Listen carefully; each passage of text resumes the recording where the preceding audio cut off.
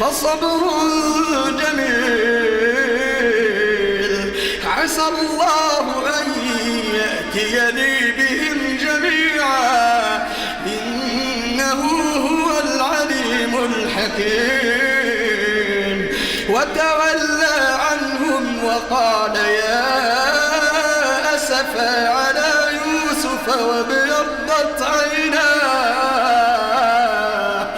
وابيضت عيناه من الحزن فهو كظيم. قالوا تالله تفتأ تذكر يوسف حتى تكون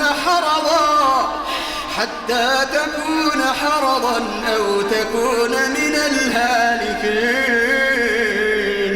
قال إنما أشكو بثي وحزني إلى الله.